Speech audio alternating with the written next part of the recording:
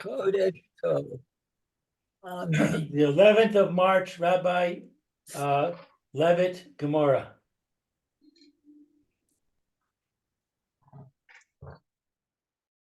All right. We'll be back soon. Bezrat Hashem.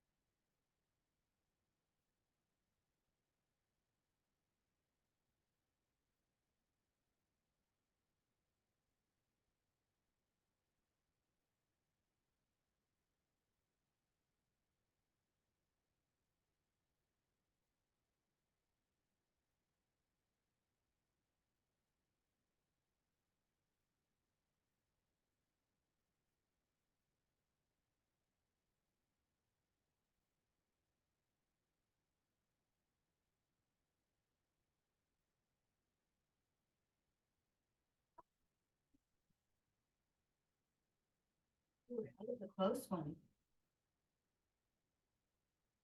What was that? Oh, loss of balance?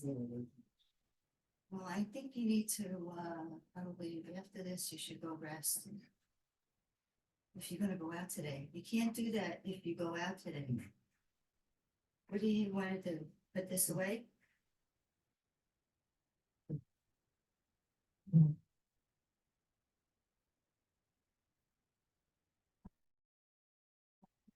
Some, yeah. I'm gonna make some eggs. Gonna be okay to go today?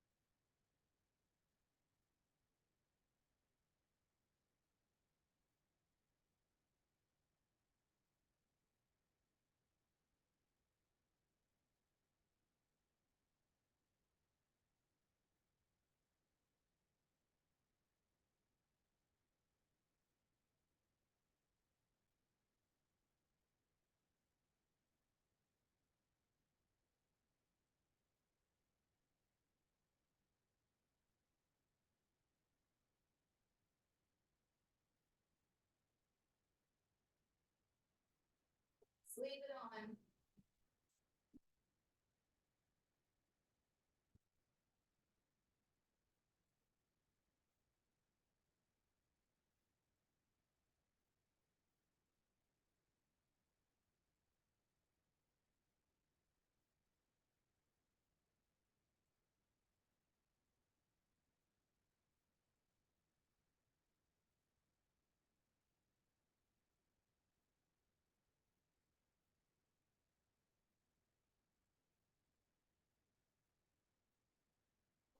Cereal?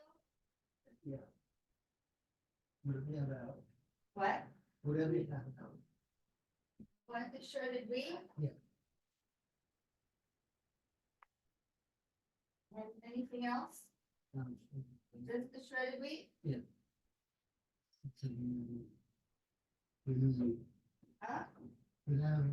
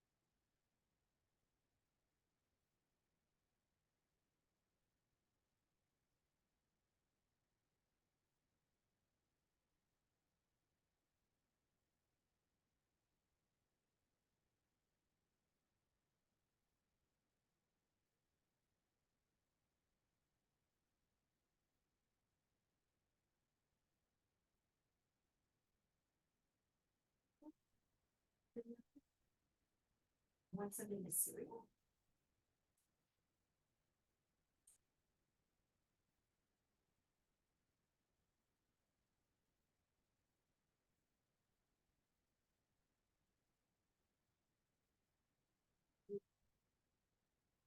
Here, paper?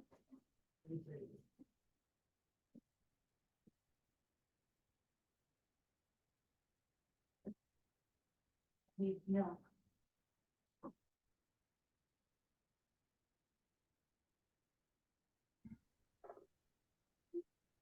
Welcome back, everybody. We're back for Bava.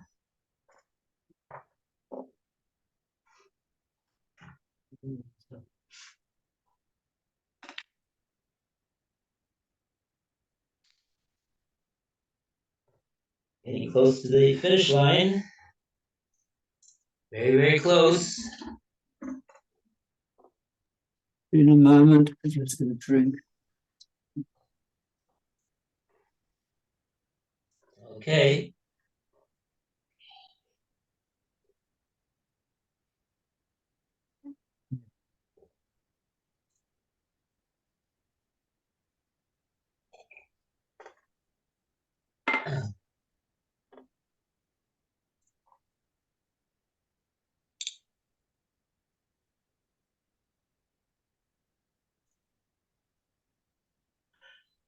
Whew. Mm. Said he wasn't coming back, right?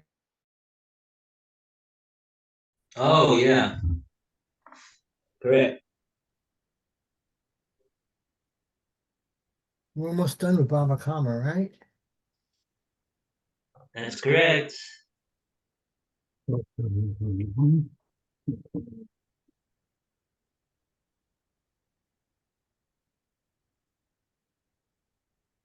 we going next? Did we say?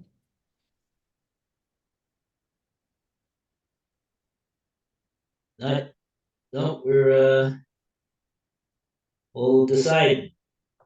We have to decide. Everybody should, At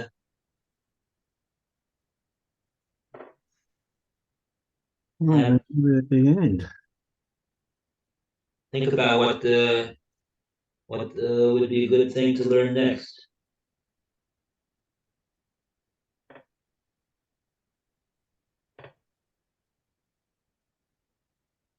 Okay.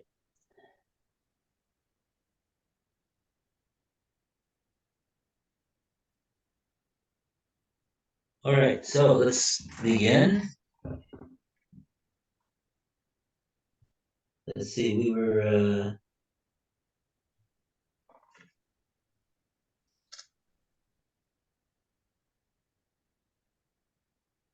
doing the Rashis, I remember.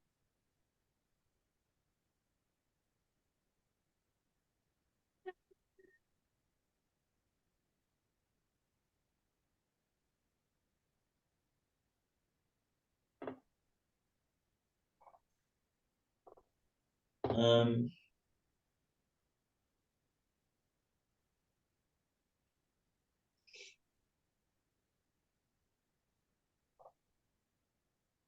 yeah, we finished the Rashi. I think we finished the Rashis.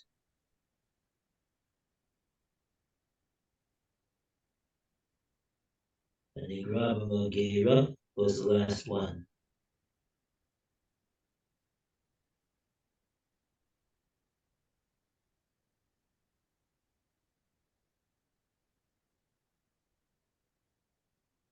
Adhu de Ika, where was that? Adhu de Ika. Oh, well, that was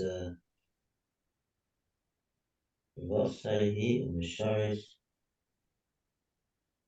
Asoy Gassen, Chefoy Gassen. Okay. Okay, so we're up to Ve'im Haya Osa Eso. And this is by the two dots over there. It's a quote from the Mishnah. Two dots on the beginning and two dots at the end of that statement. And this is 1, 2, 3, 4 lines from the end of the page. So, before we go further, let's go back to the Mishnah and see what it is that these words are referring to. What do they mean? Im haya osa etzo. Right. And the Mishnah is where? The Mishnah is on the bottom of 119a.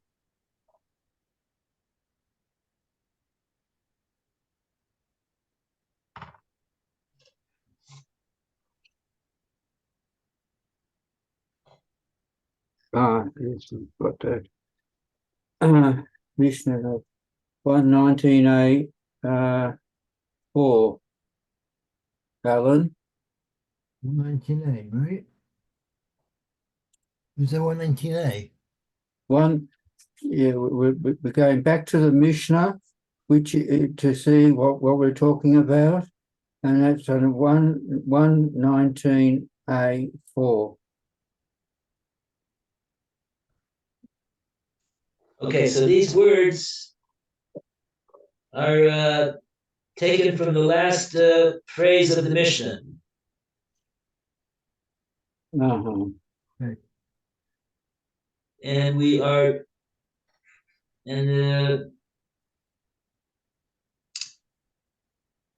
this halacha starts with the din of the carpenter, the charash. Yeah. We said that yesterday that he works with a matzah, a type of an axe. So the wood chips that he sends out as a result of his work, they fall where they fall. Harei el shalom. They belong to the carpenter, not to the Baal Bayis. Kashil, and if he's working with this other type of a thing, I guess more like a hammer, kardam, Shel Baal Bayis belongs to the chips belong to the Baal Bayis because Rashi said that they're larger. So the Baal Bayis is makpid to keep them. Okay, so that's the story in the first part of the Mishnah. And then the Mishnah says, "Ve'im haya osa etzel Baal Bayis," but if this carpenter is working by the Baal Bayis, not on his own premises, but on the premises of the Baal Bayis, so then it says, "Achan nesarim shel Baal Bayis." Then even the nesarim, the very small pieces, The sawdust, yeah. will belong to the Baal Habayis.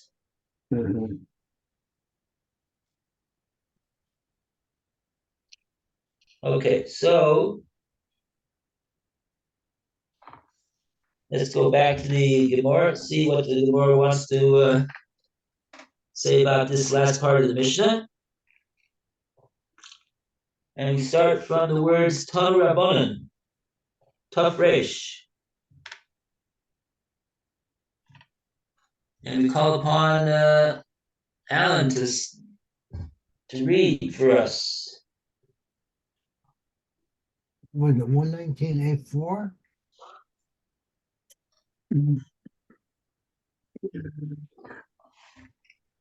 It's the last 4 lines of the page.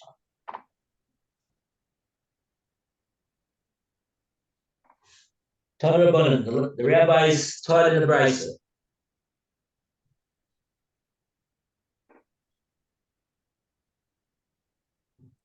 It's the last 2 lines on the right hand, the left hand column. The Gemara cites a brisa regarding other workers. We only have 1 column. Oh, okay. What did you say again, Roy? It's the left hand column. Yeah. the bottom there, it's the last 2 or 3 lines. The Gemara cites a brisa regarding other workers. And this, 119b5. 1985. Oh, okay. The Gemara cites a brisa.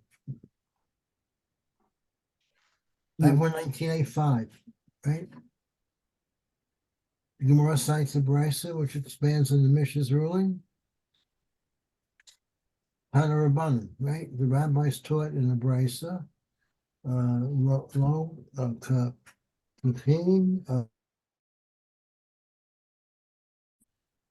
rabbis taught in the brisa. Base.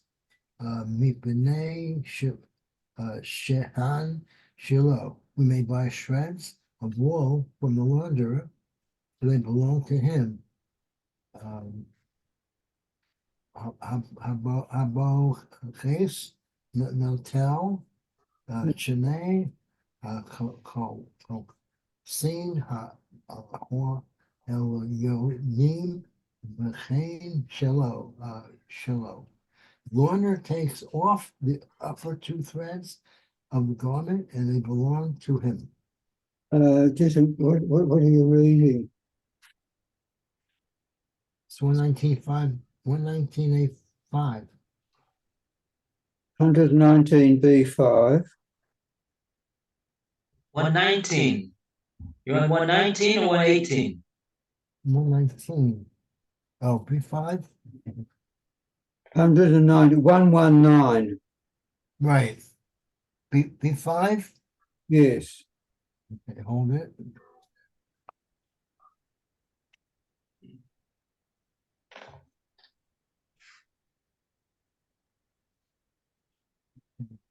The last part, which column left-hand side, you said? Yes. The Gemara cites the last part of the Mishnah? Or the Gemara? Yeah. Next one down. The Gemara cites the last part of the Mishnah. All right. Ve'im horah oseh hatzel bo. However, if it was working on, etc., the owner's premises, even the sawdust belongs to the owner. Gemara cites brisa regarding other workers. Tana Rabban. The rabbis taught in the brisa. Masach te and the name a or him Mosham goes down. Those who chisel stones are not subject to the prohibition against theft.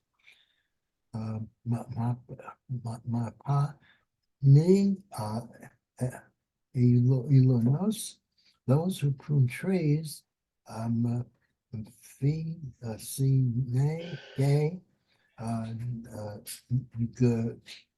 Gamonim, who prune grapevines, Min Katfi, Kone, who prune thorn bushes, Mina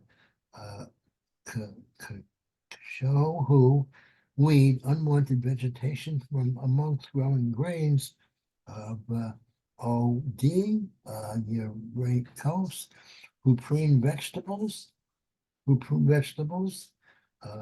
Bees of Man, Shed, Habis,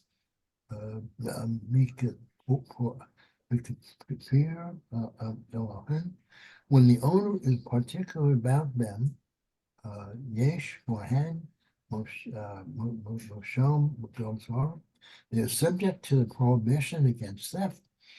Aid Baal, be Yos, Mikapid, Lehen, when the owner is not particular about them, Hare, Lo, Shalo, they belong to the worker. Hmm. More sites and more rulings next. No, yeah. Are you gonna do this? The last two paragraphs on 119. Let's try to, before we go further, let's try to understand um, what did the Gemara bring this for? What's the connection to anything over here? Just saying over more cases of workers that are working by maybe that's all it is saying. Not posing a contradiction, not saying anything inconsistent with what it says in the Mishnah. You're just giving more examples.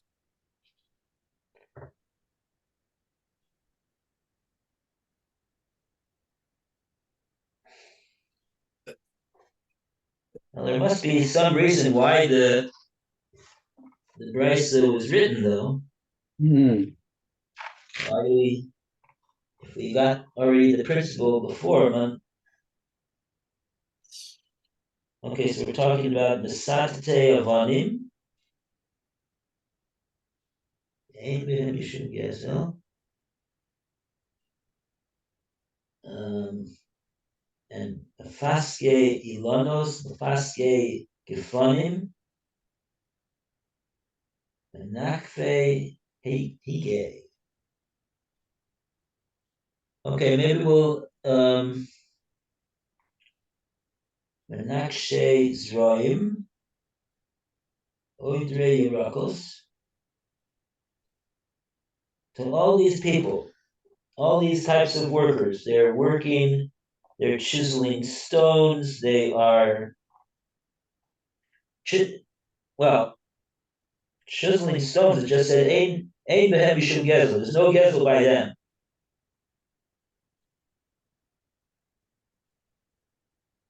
The parts of the stone that fall by the wayside, he can keep them. There's no Gezel.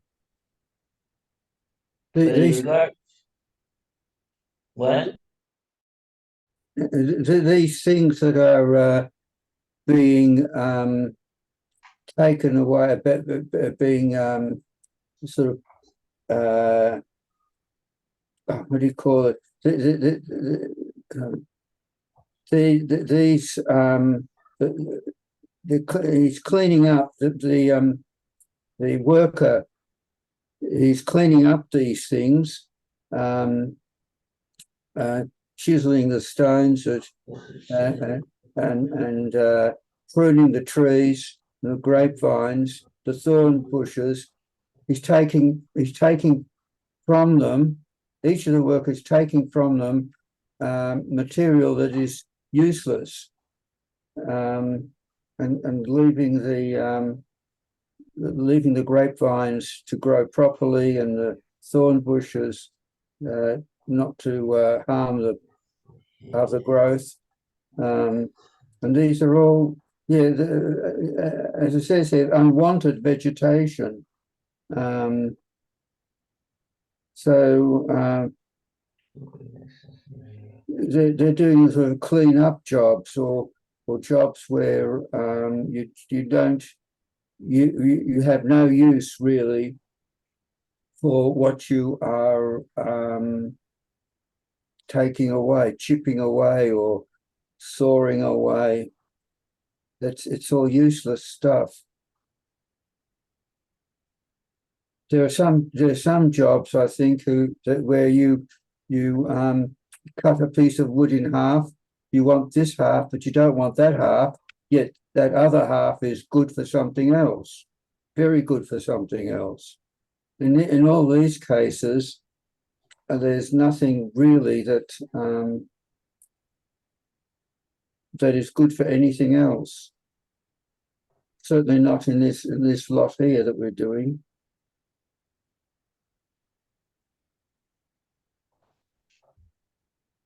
I'm not so sure about that. Right?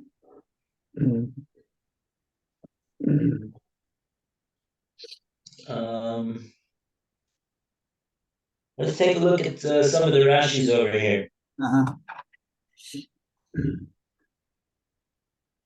The first Rashi that we have over here is Mesatete Avonim, the people that chiseling the stones. Where's that? It's 1, 2, 3, 4, 5, 6, 7, 8, 9, 10, 11, 12, 13, 14 lines from the end of the Rashi 1, 2, 3, on the inside column. 7, 8, 9, 10, 11, 12, 13, 14. So Masamte Avonim, right. Okay, so Rashi Merabeya Otan. He squares them. He's chiseling them to make them into a square. What, So that they can be used for building. Umachlikotan. And he smooths them after he fashions them in the right form, then he smooths them out so that they are smooth.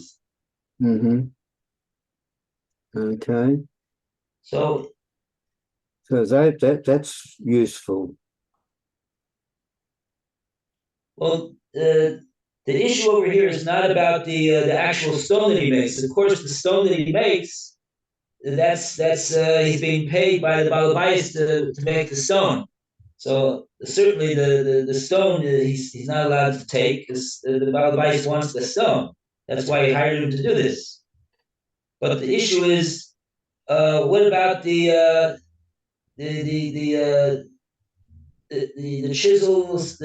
chisels that fall off the stone in the course of him smoothing it out and squaring it out?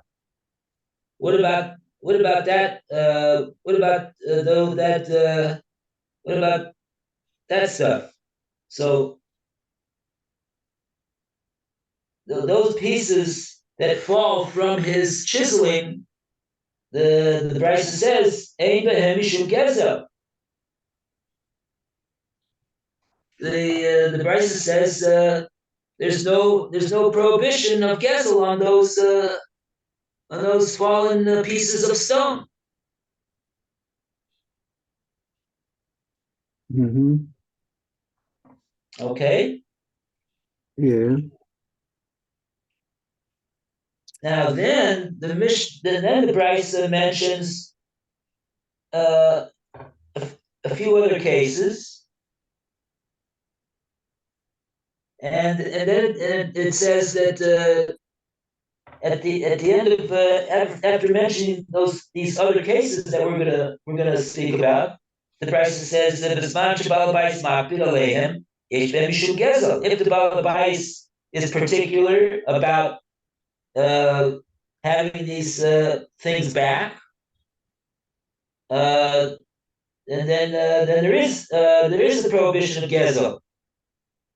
But ain't balabais makpid alehem. But if he's not particular about it, harei elu shalo. So then the worker can keep them. So we see over here that there's two categories of cases that the Brisa is discussing. There's one category of case, there's one case in that category, the wood chiseler, that it says about the excess stone chips that fall off the stone. It just says ein ben mishum gezel, categorically, no exceptions to the rule. Sounds like doesn't matter. Doesn't matter what the balabais is makpid, he's not makpid. Ariel should be gezel. There's no prohibition of gezel. So that's the din about that one case of the wood of the stone chisel. But these other cases, the other cases, he can't just take whatever he wants. It says that if the balabais is makpid, so then there'll be a prohibition of gezel to take the things, the excess things. Only if the Baal Bais is not makpid, then he's allowed to take it. So let's see what are the cases over here that we're talking about. First case in this second category is Mefasge Ilonos. And there is a Rashi over here, Mefasge Ilonos. What is that referring to? Also, this word Mefasge, what does that mean? Rashi says, it's the Rashi right after the Rashi that talked about the stone chiseler. Kisheyesh behem anafim yoter midai. When an ilonot, of course, refers to trees. So this person is trimming and pruning the excess branches from a tree. Says Rashi, when the tree has too many branches, kotzeitz achas mibein tayim. He cuts one from amongst them. V'hainu pisug lashon dilug v'harchava. And Rashi says that's the meaning of the word over here, mafazge, that they're cutting. What does cutting have to do with pisug? It's not really the correct word. The correct word for cutting is kotzeitz. But the Brisa refers to them as mafazge ilonos. So Rashi is bothered by this question, and he's giving an answer why this word mafazge is being used instead of kotze ilonos. So Rashi says, pisug is a lashon of dilug. It's a language of harchava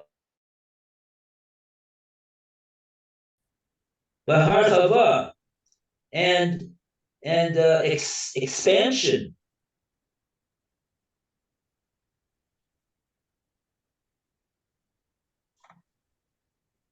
So why is that?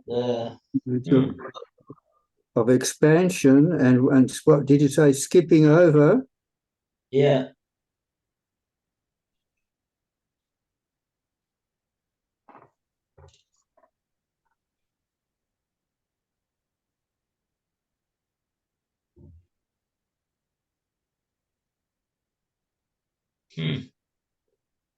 Not sure what Rashi. It's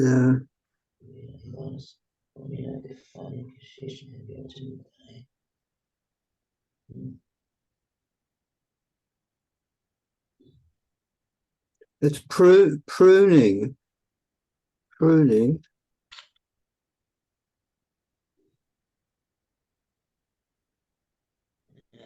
Not sure what Rashi's getting at, tell you the truth. Okay. So the faske ilonos faske gifonim uses the same. The Bryce uses the same word for those that cut the vineyard when it gets too many vines, I guess. Mm-hmm. Okay, so the question will be. So who owns these branches that are cut down? Who owns these? Who owns these pieces of the vineyard that when he cuts them off? So it depends on whether the Baal Bais is makpid. If he wants them, they're his, and he cannot take them. If he doesn't want them, then he could. It depends on the Baal Bais. And if he says nothing, if the Balabais doesn't specify what his attitude is,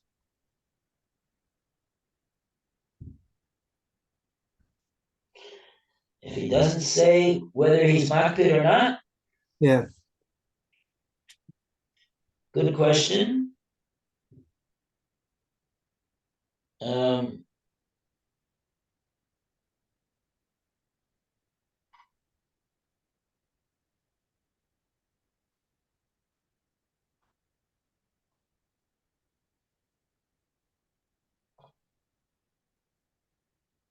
Isn't there some cases that we assume reus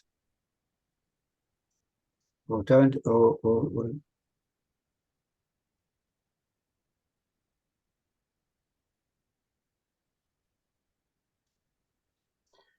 I mean, it would seem to me difficult to say that that the worker can assume that if he didn't say anything, then he doesn't mind that you take them. I don't know. Mm. Why didn't he say something? I don't know why he didn't say something. Does that mean he's not makpid? I don't know. This we're talking about. If he does say something, he speaks up, he says, don't take that, I want that. So then we know that he's makpid.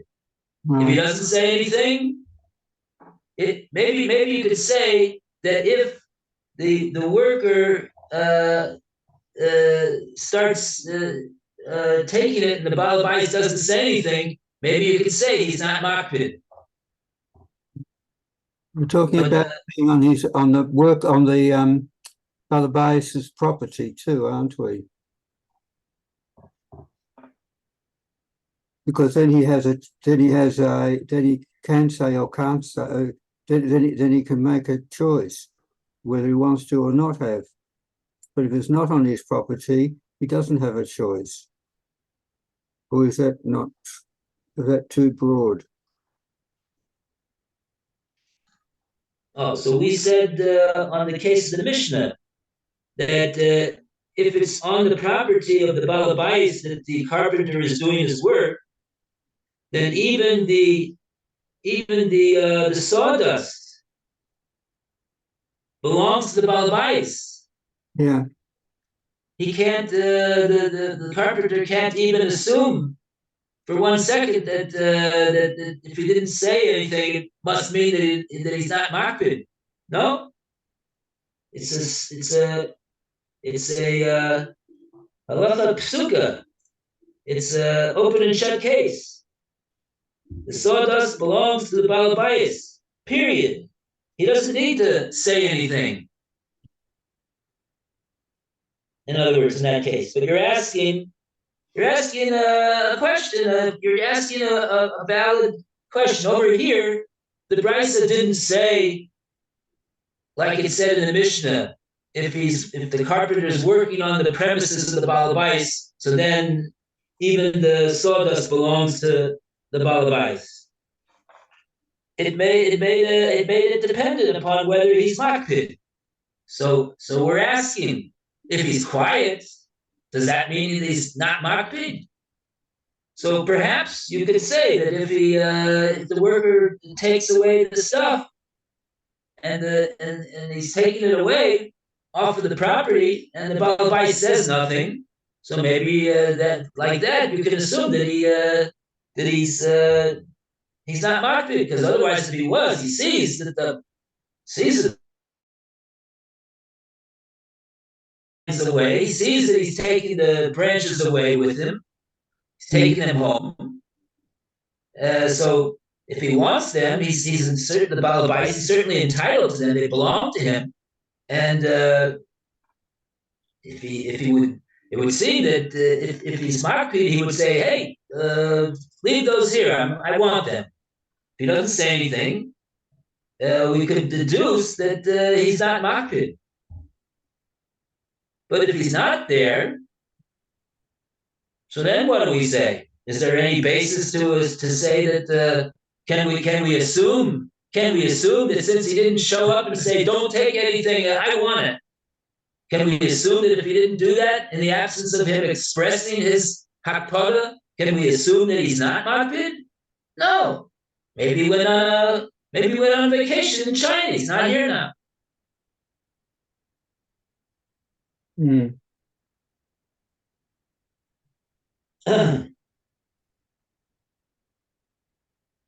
Maybe he's eating lunch. Maybe he's using the facilities. He's not there right now. So there's no way to assume that he's not makpid, simply by virtue of the fact that he doesn't express his kapeda. So it's an open question at the moment.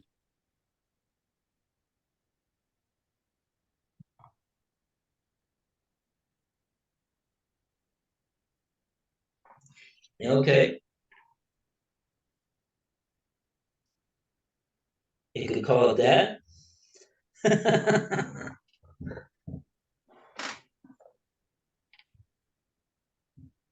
Okay, so those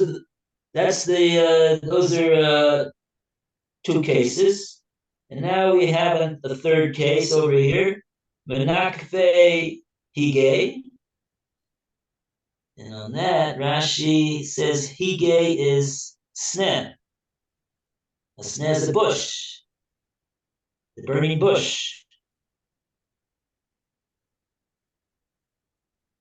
Menakve, I guess, is to take it out, to remove it.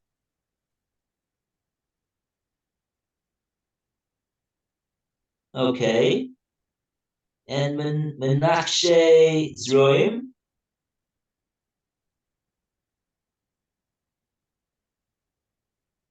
Rashi says, Notlim Yerakos Bibenehem.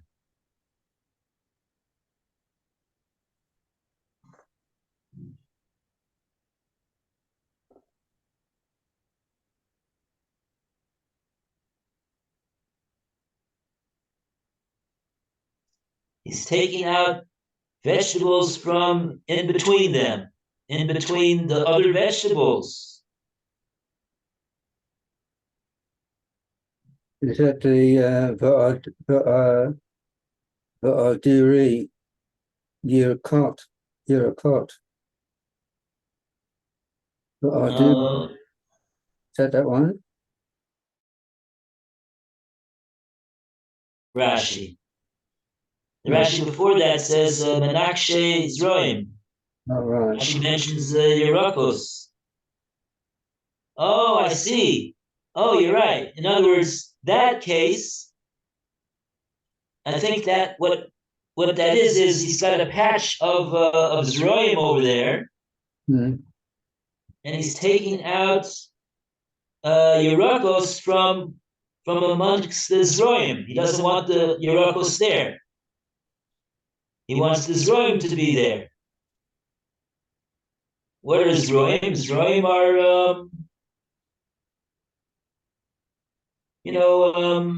Zroim. But the Yerakos, I think, are bothering. So that's why he's being hired to remove the Yerakos from amongst the Zroim that are there.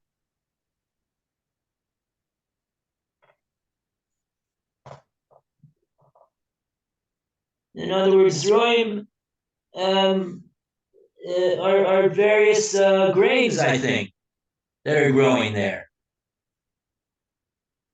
that have been seeded there, and Yerakos are not supposed to be there, so he's taking them. He's taking them out. So this is a case where it's true that we don't want the Yerakos there, but it's not like he's taking out weeds. Yerakos are not like weeds. They you can eat Yerakos. They're vegetables. So they're unwanted, but only in the place that they are over there. They're not wanted over there, but they're not like thorns. Okay.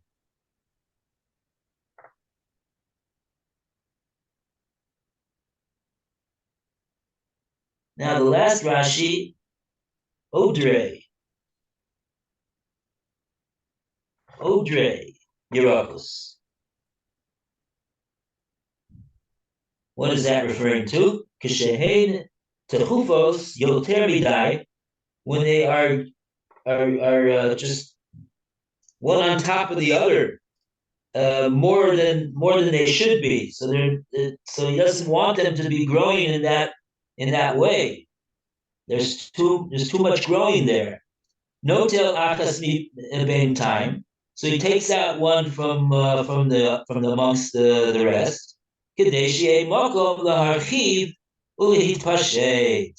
In order to allow the remaining Yerakos to expand and spread out. Mhm.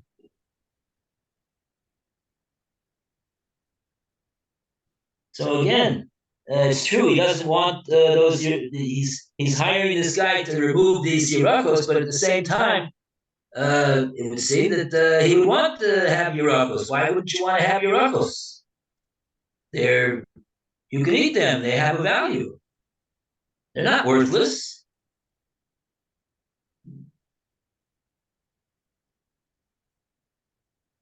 Okay. So in all of these cases, however, in other words, except for the case of the wood, the din is it depends on the balabais. I guess in some instances the balabais, of course, if he like we asked before, if he says, how do we know that he's not makpid? I would assume in all these cases he would be makpid because they're not useless things that are being removed from the field. I would assume that he's not makpid unless he says that he's not, or unless we see that he doesn't express any opinion if the guy's going to take them away. But that's the other thing. How can the worker take them away without knowing that he's not going to protest? It would seem that if the worker really wants to know whether the balabais is makpid or all, what should the worker do? Ask him. Yeah. Say, boss, I'm finishing up over here. I want to know, do you want these branches that I've cut down over here? Do you want these Yerakos that I've pulled up over here? Or can I take them home? Hmm. And then he'll know whether he's makpid or not. But the point is that he's not able to just take them without asking. All right, we're time. Okay. All the best, everybody. Thank you. Thanks very much, Rabbi Levitt. Very good. Good. We, We'll see you Match Hashem tomorrow. I hope we all come and we can finish it off. We should have a seal. Should have a siyum, yeah. We'll all come to your place for a seal. How's that? tomorrow won't be, Right. I won't be here tomorrow. I have a meeting. Oh, that have to A be. meeting. Oh, okay. All right. Well, the meeting should go well. Thank Yeah. you. Hey, everybody. Chodesh Tov U'Mevorach. Right, Do you we have too, to decide Chodesh what to do Tov. next, right? Baruch. See you. See you tomorrow, Match Hashem. See you, Alan. Okay. Well, Yeah. bye. Bye, Alan. Okay. Bye, Roy. Bye bye, Rabbi Levitt. See you. Bye. Bye, bye.